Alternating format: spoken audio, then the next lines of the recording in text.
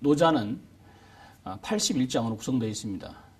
그 중에서 1장부터 37장까지가 도경이고 또 38장부터 나머지 81장까지가 덕경입니다. 그래서 노자를 이야기할 때 도덕경이라고 얘기를 하죠.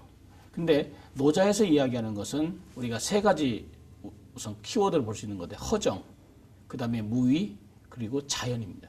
허정, 글자 그대로 비우고 고요한 거. 그 다음에 무위, 하는 것이 없는 거. 그 다음에 자연. 물론 이제 그리고 거기다가 더 중요한 것은 도죠, 도. 예, 그래서 자연지도라고 얘기를 할 수가 있는데 이런 것들에 대한 노자 특유의 사유가 그가 노자 첫머리에서 얘기했죠. 도가도 비상도. 도를 도라고 한다면 그것은 늘 그러한 도가 아니라는 그 명제처럼 부정과 역설의 언어 그리고 시대를 거부하는 듯한 그러한 언어로 만들어진 것이 노자입니다. 그래서 제가 생각하는 노자의 독법은 그러한 당대의 사유를 나름대로의 부정과 역설 그리고 그 가치를 부정하고 해체를 주장한 그러한 노자 특유의 사유 구조 속으로 들어가야 된다. 그러기 위해서는 노자를 한 편의 1장부터 81장까지 산문 또는 소설처럼 읽는 것이 아니라 그 전체를 하나씩 음미하면서 읽어야 된다. 왜? 노자는 운이 있는 시기 때문에. 그래서 저는 노자를 읽는 독법은 분명히 시처럼 그리고 한 구절 한 글자 천천히 그러면서 쉬어가면서 그리고 읽는 것이 좋은 독법이다. 물론 앞에 있는 도경부터 먼저 읽고 그리고 나서 후반부를 읽는 것이 당연히 그런 순서겠죠.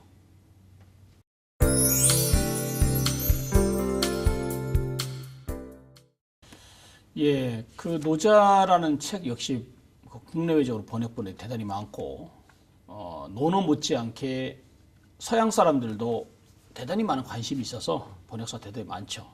또 노자에 대해서 가장 최초의 주석서라고 할 수 있는 한비의 그 유로편과 해로편이 있고 그리고 왕필이라든지 하상공을 비롯해서 많은 그 당대 그다음에 그 후대의 그런 유명한 학자들이 번역본을 냈는데 제가 이번에 내면서 그 주목한 것은 기존에 이제 우리가 많이 삼았던 왕필본을 물론 많이 따르면서도 나름대로 다른 판본들과의 비교 그리고 그 당시 노자의 사유를 상당히 근접하게 재현해 놓은 또 나름대로 독자적인 해석을 덧붙인 한비의 주석도 결코 지나치지 않고 그런 것들을 반영했다. 그리고 역시 노자를 그 시처럼 그리고 운율을 살리고 그리고 하나의 문장과 문장 사이에 있는 미묘한 어떤 어감 이런 것들을 살리려고 노력한 것은 마찬가지입니다. 또 그리고 가독성을 뭐 당연히 주목을 해서 이렇게 했고요. 예.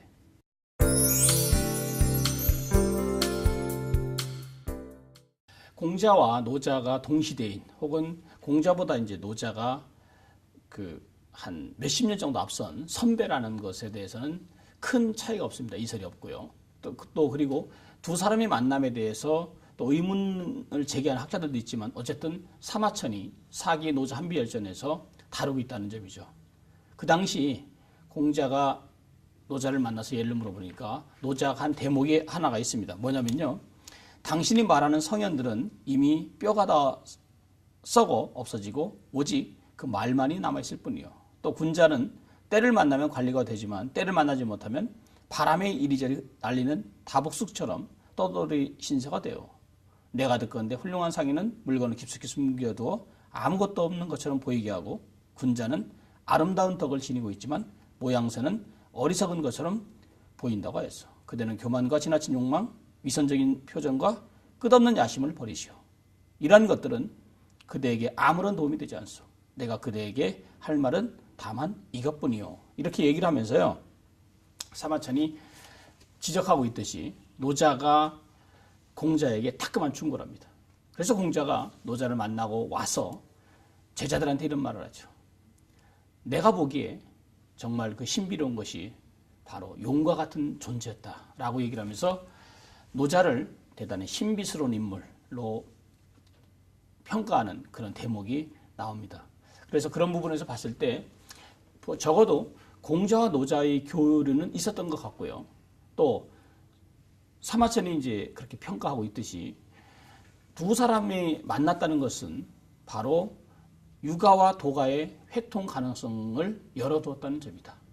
또 그리고 우리가 예를 들어 노자 그 논어에 나오는 안회라는 인물이 어리석음이라는 어리석은 우자의 어떤 전형적인 인물인데 그 인물들과 노자가 말하는 것과 그 공자가 말하는 것 사이에서 공통분모가 있지 않을까. 이런 점에서 우리는 두 거목 사이에서의 어떤 그런 교류 가능성도 한번 생각을 해보자. 이런 생각입니다.